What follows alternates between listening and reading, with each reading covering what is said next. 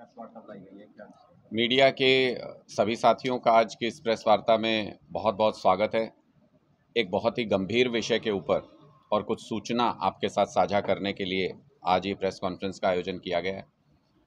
जैसा कि आपको पता है कि पिछले लगभग एक साल से हम हरियाणा सरकार की एक योजना के खिलाफ निरंतर बोल रहे हैं, जिसमें हरियाणा सरकार ये कह रही थी कि हम अपने युवाओं को हरियाणा में रोज़गार नहीं दे सकते। 2 लाख सरकारी नौकरी यहाँ खाली पड़ी रहें, लेकिन हम अपने युवाओं को इजराइल भेजेंगे। आम आदमी पार्टी ने, अरविंद केजरीवाल जी ने, हम लोगों ने लगातार हर मंच से इसके ऊपर सवाल उठाया कि इजराइल में युद्ध चल रहा है इस वक्त। अपने बच्चों को, हरियाणा के बच्चों को, हरियाणा के युवाओं को मौत के मुंह में ना धकेले हरियाणा सरकार। हमने उस योजना पर भी सवाल उठाया कि ये कैसी योजना है कि 2 लाख सरकारी पद हरियाणा में खाली पड़े रहें और हरियाणा सरकार कहे कि रोजगार के लिए हम अपने बच्चों को इजराइल भेजेंगे। ये सरासर गलत निर्णय था। 1 तारीख को 530 युवाओं का पहला जत्था इजराइल के लिए रवाना हुआ और कल जब भारत सरकार ने एडवाइजरी जारी की, ट्रैवल एडवाइजरी जारी की कि इजराइल में ना जाएं, वहाँ पर कभी भी युद्ध भड़क सकता है ईरान और इजराइल के बीच में, तो मैं वो खबर जब देख रहा था तो मैं बहुत दुखी था इस बात को लेकर के कि जानते बूझते अपने युवाओं को युद्ध के मुंह में धकेल दिया हरियाणा की भारतीय जनता पार्टी सरकार ने। मैं आज ये सवाल पूछना चाहता हूं कि उन 530 युवाओं की जो जिंदगी युद्ध में फंस गई है, उसके लिए कौन जिम्मेदार है? क्या नायब जी जिम्मेदारी लेंगे या पूर्व मुख्यमंत्री मनोहर लाल खट्टर जी जिम्मेदारी लेंगे कि जो गैर जिम्मेदाराना हरकत हरियाणा के युवाओं की जिंदगी की परवाह किए बिना जो उन्हें युद्ध के मुंह में धकेल दिया गया, उसके लिए भारतीय जनता पार्टी का कौन सा नेता जिम्मेदार है या पूरी पार्टी इसकी जिम्मेदारी लेने को तैयार है?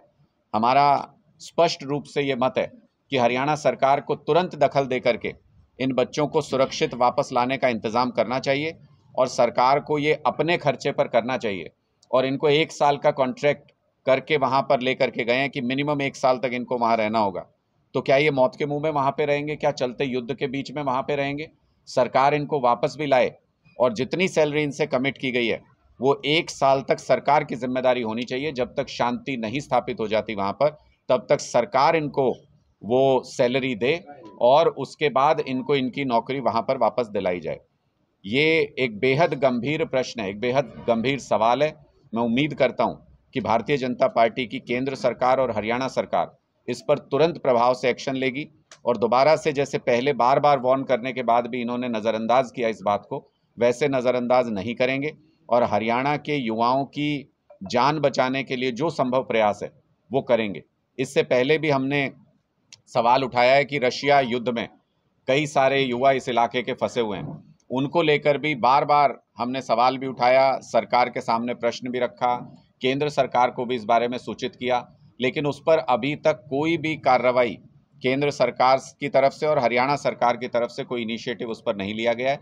ये बहुत गंभीर विषय है कि हमारे युवाओं की जान युद्ध में फंसी हुई है, कहीं रशिया में, कहीं इजराइल में, और हरियाणा की सरकार बिल्कुल बेपरवाह है। उनको हरियाणा के युवाओं की ज़िंदगी की कोई फिक्र नहीं है।